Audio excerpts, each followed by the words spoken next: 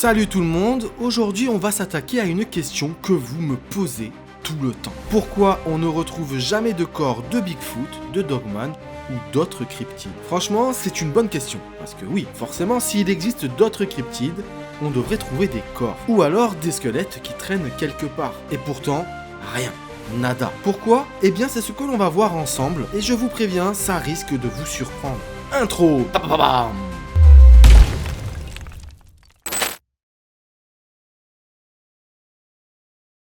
Bon, déjà il faut savoir que ce n'est pas juste une question pour le Bigfoot ou le Dogman. Même pour les animaux les plus communs, on ne retrouve pas tous les jours des carcasses ou des ossements. Alors du coup, on va s'imaginer une petite expérience mentale. Mais pour ce faire, vous allez vous laisser guider par le retour de la petite voix. Fermez les yeux et imaginez. Vous marchez dans une forêt dense, l'air est humide et les feuilles craquent sous vos pas. Vous êtes loin de tout, entouré d'arbres imposants et de silence, sauf pour le chant des oiseaux et quelques craquements au loin.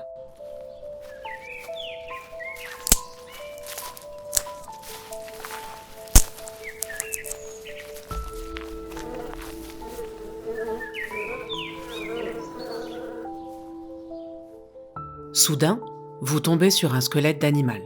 Un crâne d'ours peut-être? Une carcasse de loup? Non.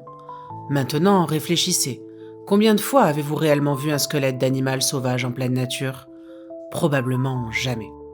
Et pourtant, chaque année, des milliers d'animaux meurent dans ces forêts. Cerfs, loups, renards, ours.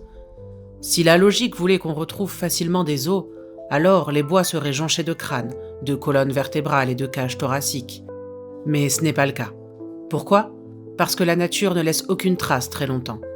Si déjà des créatures bien réelles comme les loups ou les ours disparaissent complètement après leur mort, imaginez maintenant une espèce rare, une créature insaisissable comme Bigfoot.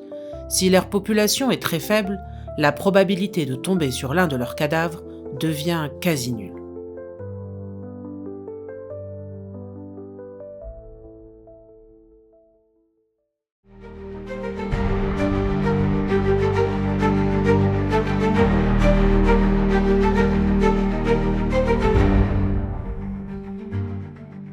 La nature ne perd pas de temps quand un animal meurt, son corps ne reste pas là bien longtemps. Il passe par plusieurs étapes. Les charognards, les insectes et aussi les bactéries, le sol et les éléments.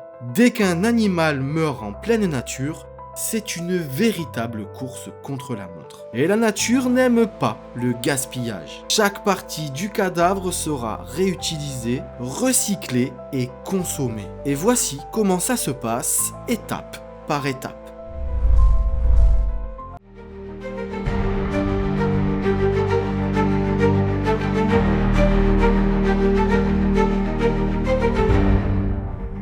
Étape 1. Les éclaireurs arrivent en moins de 30 minutes. Et dès que la mort survient, les premiers à réagir sont souvent les insectes et les oiseaux charognards. Ils ont un flair ultra développé et repèrent un cadavre à plusieurs kilomètres de distance.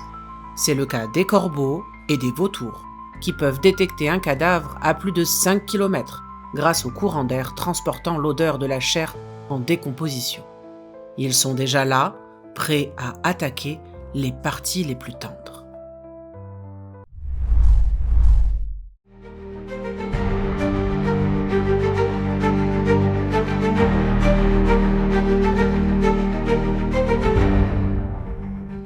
Étape 2, le festin des rapaces et des charognards démarre quelques heures à quelques jours après la mort. Une fois les premiers éclaireurs sur place, les plus gros prédateurs opportunistes arrivent.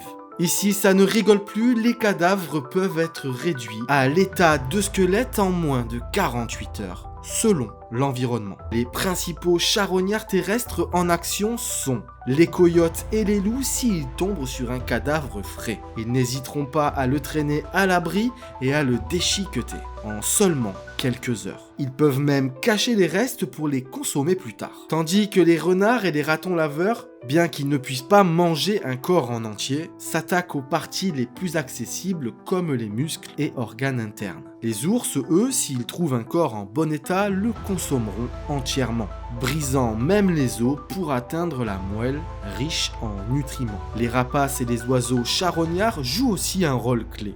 Les vautours, champions du nettoyage, peuvent dépouiller un cadavre en quelques heures seulement si le nombre d'individus est suffisant. Leur estomac ultra acide leur permet de manger de la chair en putréfaction sans problème. Les corbeaux, eux, souvent sous-estimés, sont des oiseaux hyper malins.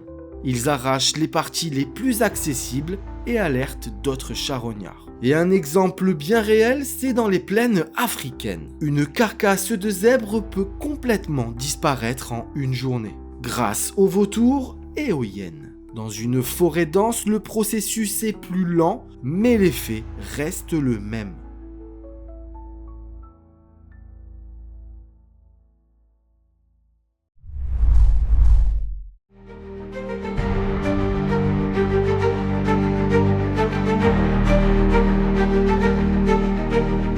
Étape 3. Les insectes, eux, finissent le travail en quelques jours à quelques semaines. Une fois que les grands charognards ont pris leur part, la seconde vague arrive, les insectes. Les coléoptères nécrophages, comme les dermestes, attaquent les tissus restants. Les fourmis s'occupent des petits morceaux et des restes d'organes, et les bactéries et champignons amorcent la putréfaction avancée, transformant la chair en liquide et en gaz. Le chiffre qui fait peur ? Un seul nid de fourmis charognardes peut nettoyer les os d'un animal de taille moyenne en quelques jours.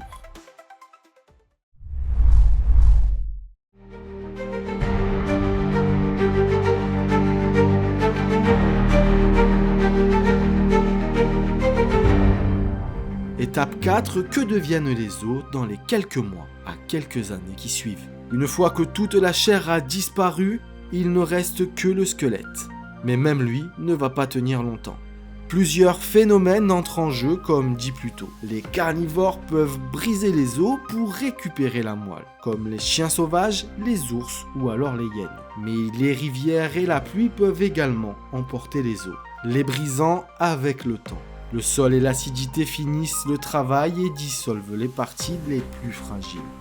Pour ce dernier, certains types de sols sont de véritables destructeurs d'ossements. Un os, c'est principalement du phosphate de calcium, une substance qui peut se dissoudre avec le temps sous l'effet de l'acidité. Si un cryptide comme Bigfoot meurt en pleine nature, il y a très peu de chances que ses os restent visibles assez longtemps pour être découverts. Et là où ça devient encore plus intéressant, c'est quand on s'intéresse à l'environnement où les cryptides sont supposés vivre.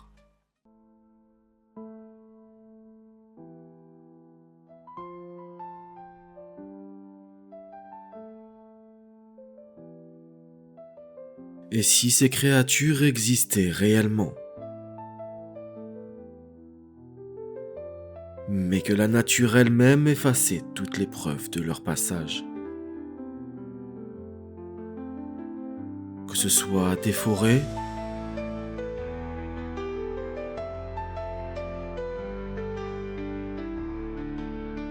des marais,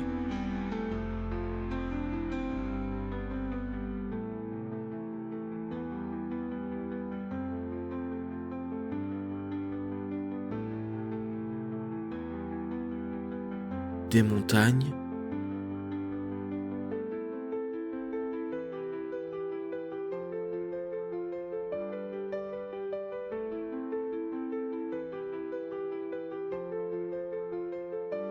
tant de lieux inexplorés.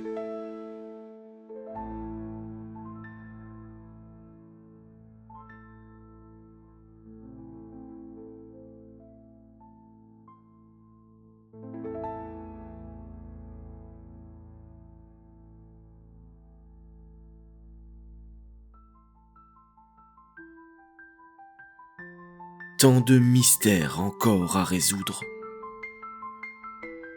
Et si la clé était là, sous nos yeux,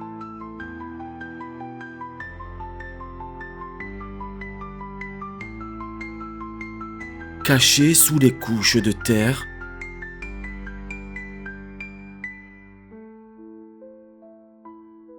d'eau,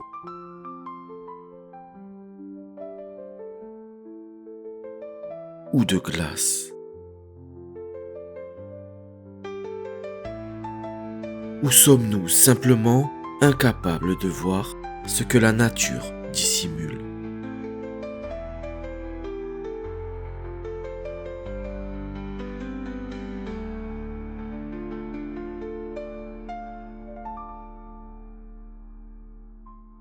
Des zones où les os ne survivent pas longtemps. Voyons en détail pourquoi un squelette de Bigfoot, par exemple, pourrait disparaître sans laisser de traces. Les zones où Bigfoot est le plus souvent signalé sont les grandes forêts d'Amérique du Nord. Canada, Nord-Ouest, Pacifique, les Appalaches, les marécages du sud des États-Unis et les jungles tropicales. Problème, ce sont les pires endroits pour conserver des os. Pourquoi ? Parce que ces sols sont acides et riches en micro-organismes, ce qui accélère la dissolution des os. Un exemple réel, c'est que dans les forêts comme celle du Canada ou de l'Amazonie, les os d'un grand animal, comme un cerf ou un ours, peuvent disparaître complètement en 5 à 20 ans à cause du sol acide de la végétation envahissante.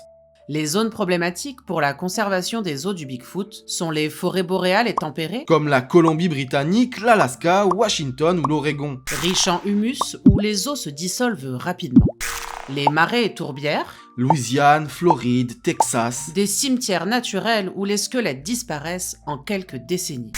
Les jungles tropicales, Comme l'Amazonie en Asie du Sud-Est. où la chaleur et l'humidité accélèrent encore plus la destruction des os. La conséquence, si un Bigfoot meurt dans l'un de ces environnements, il est possible que ses os se désagrègent en quelques décennies seulement, rendant toute découverte archéologique quasi impossible. Bigfoot est également souvent signalé dans les montagnes rocheuses, les Appalaches, l'Himalaya ou d'autres chaînes montagneuses isolées. Or, dans ces milieux, les os ne disparaissent pas uniquement à cause de l'acidité du sol. Ils peuvent être ensevelis sous des tonnes de roches et de sédiments. Pourquoi ? Les éboulements et glissements de terrain recouvrent les restes d'animaux sous plusieurs mètres de roches et de terre. Les grottes et fissures profondes, elles, emprisonnent les os, les rendant invisibles à la surface. L'érosion et la neige accélèrent l'ensevelissement des squelettes. Un exemple réel, des restes de mammifères géants comme le mammouth de Wrangell ont été retrouvés ensevelis sous des couches de sédiments pendant des millénaires, prouvant que des ossements peuvent être cachés très longtemps. La conséquence, si un Bigfoot meurt dans les Rocheuses ou l'Himalaya, il est possible que ses os disparaissent sous la neige, les roches ou les sédiments devenant totalement inaccessibles. Même si les os de Bigfoot réussissent à éviter des charognards et à rester en surface, ils ne sont pas éternels. Dans les forêts humides, les montagnes et les marais, il existe des micro-organismes spécialisés qui attaquent les os et les réduisent en poussière avec le temps. Les pires ennemis des os, les bactéries du sol, décomposent lentement les minéraux des os. Les champignons spécialisés rongent la structure osseuse, la fragilisant jusqu'à l'effondrement. Et les plantes et racines pénètrent les os, accélérant leur décomposition. Un exemple réel, en Europe, les archéologues peinent à retrouver des os humains de plus de 500 ans, dans des zones riches en végétation, car ils ont été entièrement digérés par la nature. Les conséquences, même si un squelette de Bigfoot existait quelque part, Il pourrait être totalement dissous par la nature en quelques siècles seulement.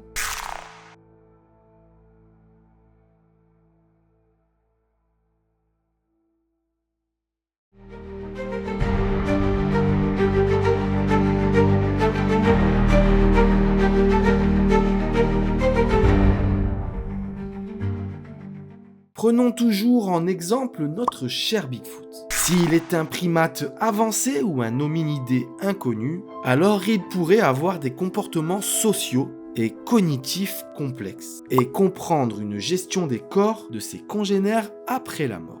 Certains primates et hommes préhistoriques ont déjà montré des comportements de deuil et de dissimulation de cadavres. Et si Bigfoot faisait de même. Les primates ne se contentent pas de laisser leurs morts derrière eux. Plusieurs espèces ont été observées adoptant des comportements qui ressemblent à des rituels funéraires. Les chimpanzés ont été observés transportant leurs morts pendant des jours, refusant de les abandonner. Certains adultes veillent les cadavres, les nettoient et chassent les insectes qui les en approchent. Ils montrent même des signes de tristesse et de deuil, devenant plus silencieux et moins actifs. En 2017, une femelle chimpanzé en Zambie a transporté le cadavre de son bébé pendant plusieurs semaines. le toilettant et le protégeant des charognards avant de finalement l'abandonner. Des gorilles ont été vus recouvrir le corps de feuillage et de branchages, comme s'ils cherchaient à cacher le corps. Ils peuvent également, comme les orang-outans, éloigner les autres membres du groupe, ce qui suggère un respect instinctif de la mort. Si Bigfoot est un hominidé inconnu, alors il pourrait avoir des comportements proches des humains préhistoriques. Les premiers humains ne laissaient pas leurs morts à l'air libre. Ils avaient déjà des rites funéraires primitifs. Les Néandertaliens enterraient leurs morts et plaçaient même parfois des objets à côté d'eux. Homo naledi, une espèce récemment découverte en Afrique du Sud, semble avoir déposé ses morts dans une grotte profonde, une forme de sépulture rudimentaire. Les Denisoviens et d'autres groupes primitifs auraient quant à eux caché leurs morts dans des endroits spécifiques loin des charognards. En conclusion, si le Bigfoot est une espèce intelligente, proche de l'humain, il est très probable qu'il protège ses morts, qui rend les corps presque impossibles à trouver. Donc en conclusion, si Bigfoot a des instincts sociaux proches des grands singes, ou alors des hominidés anciens, il est totalement logique qu'on ne trouve jamais de squelette. Enterrer ou cacher ses morts est une manière d'éviter les charognards et de protéger le groupe, ce qui explique pourquoi aucun corps n'a jamais été découvert. Et si Bigfoot dépose ses morts dans les grottes ou sous des tonnes de terre, il faudrait faire des fouilles archéologiques approfondies dans des zones reculées pour en trouver un. En tout cas, j'attends vos réponses en commentaire. N'hésitez surtout pas à vous abonner à la chaîne. C'est gratuit, je vous le rappelle, et je vous dis donc à très bientôt pour de nouvelles vidéos. Ciao!